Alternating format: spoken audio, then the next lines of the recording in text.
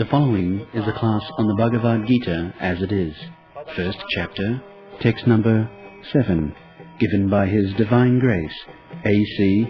Bhaktivedanta Swami Prabhupada, recorded on the 11th of July, 1973, in London, England. O best of the Brahmanas, for your information, let me tell you about the captains who are especially qualified to lead my military force. So, formerly, 5,000 years ago, the same system, military, ordinary soldiers, then the captain, then the commander-in-chief, as there are gradations.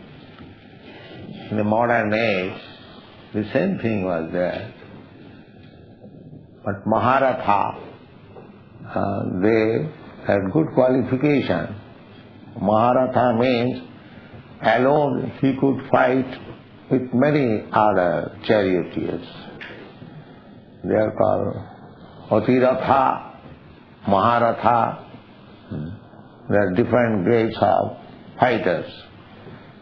So far Pandavas are concerned, their son, Subhadra. Subhadra means Abhimanyu. Subhadra's son. Because he was Subhadra's son, his name was Subhadra. Draupadi's son, they are called Draupadi.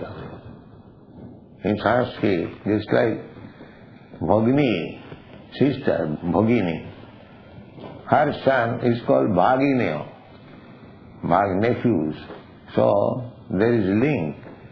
As soon as we speak Subhadra, that means Subhadra's son. The Subhadra's son, he was only 16 years old at that time. He was married with Uttara, the daughter of Maharaj Virat. So they are all Maharathas, ordinary, not ordinary fighters. This Abhimanyu was killed by conspiracy by same commander-in-chief. Bhishma, Karna, Dronacharya, Ashwatthama, they all surrounded him and they did not allow him to come out. They are very experienced commanders. So this is Kshatriya spirit. You are simply a boy, 16 years old, and he had to be killed by the combined efforts of very, very big commander-in-chiefs. He was so great fighter, Abhimanyu was. So Subhadra, Draupadi, similarly Draupadi's sons also there. Sarvaiva Maharatha. Maharatha means one who could fight with 1,000 chariots on the other side. They are called Maharatha.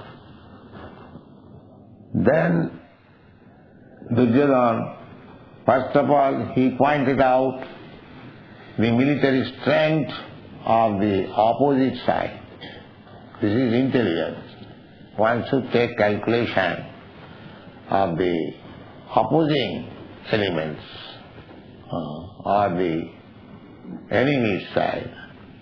In fighting, the first thing is to take estimation of the enemy's side.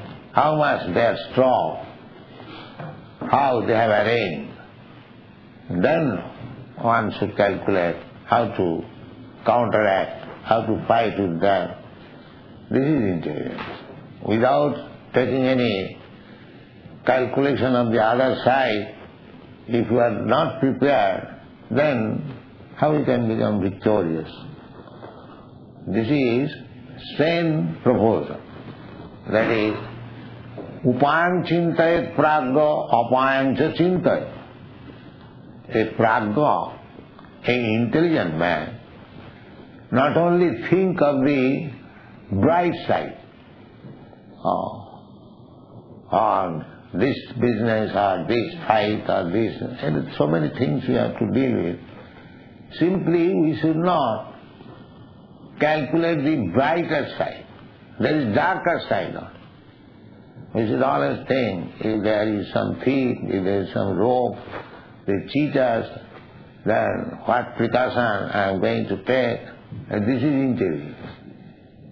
If I simply calculate that in this business I make so much profit, in the meantime somebody comes and cheats me and goes, then therefore, upayam chintayat pragya apayam cha chintayat. Darker side also should be thought. That is intelligence. Just like that. After calculating the darker side, enemy means darker side. They can defeat me at any moment. That is darker side.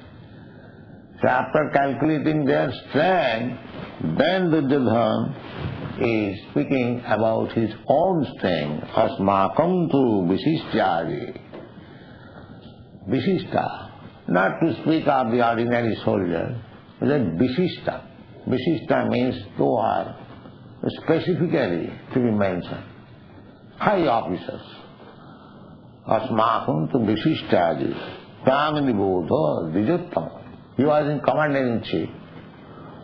For 18 days there was fight, and one after another the commander-in-chief was killed. And 64 crores of men were killed in the battlefield of Kurukṣetra. And the battle was finished within 18 days, not lingering for some years. No. Fight to the best capacity and finish the business. So everyone, both the sides, Pandava side and Kaurava side, all were killed. Diso, Bhadra, Draupadaya, everyone was killed. And the other side also. Only the 5 brothers, they remained, and the one grandchild who was in the womb of the mother, he remained. Otherwise, everyone is finished. Within 18 days. Such a great fight it was. And people from all parts of the world, they joined the battle of Kurukṣetra. Somebody was criticizing me, "Hey, Swamiji, you are introducing this Hare Krishna movement. People are becoming coward. They simply chant Hare Krishna." So I replied that you will see the power of Hare Krishna movement in due course of time. He required, because there are 2 battles in India. The battle between Ravan and Ram. Ravan. The battle of Rama. And another battle was battle of Kurukṣetra. And in these 2 battles, the hero was Vaishnava and Vishnu. In the Ram-Ravan battle, Lord Ramchandra was there, and his devotee Hanuman, Bajrangi. Similarly, in the battlefield of Kurukṣetra, Krishna was there, and his devotee Arjuna was there. So, Vaishnavas, they do not simply chant Hare Krishna. If there is need, they can fight under the guidance of Vishnu and become victorious. Vaishnava's one qualification is, out of 26 qualifications, one qualification is Dokha, expert. If there is need of fighting, they can fight like very expert. That is also needed. Krishna consciousness does not mean one-sided. Krishna as all-pervading. The Krishna consciousness movement also should be all-pervading. It should touch everything, even politics, sociology, everything is required. That is it. Because Krishna's mission is Jada jada hi dharmasya glani bhavati bharata paritranam sadhunam vinasayata duskritam. There is two missions. Not only to give protection to the devotees, but also to kill the demons. To kill the demons. That is one side. So the devotees of Krishna should be trained up both ways. Not only to give protection to the devotees, to give them encouragement, but if need be, they should be prepared to kill the demons. That is Vaishnavism. It is not cowardism. It is not cowardism. When need be. Generally, a Vaishnava is non-violent. Just like Arjuna. In the beginning, he was non-violent, Vaishnava. He said, Krishna, what is the use of this fighting? Let them encourage. So, by nature, he was non-violent. But he was induced by Krishna to become violent. Your non-violence will not help. You become violent. You kill them. I want. So, if Krishna wants, we shall be prepared to become violent also. And Krishna, that is open secret. That paritranam sadhunam vinasayata duskritam. Two business of Krishna, two sides. So, those are devotees of Krishna, they should be trained up both ways. They should be prepared. But generally, there is no question of becoming violent, unnecessarily. As the modern politicians, unnecessarily they declare war. A Vaishnava does not do so. No, unnecessarily. There is no need of it.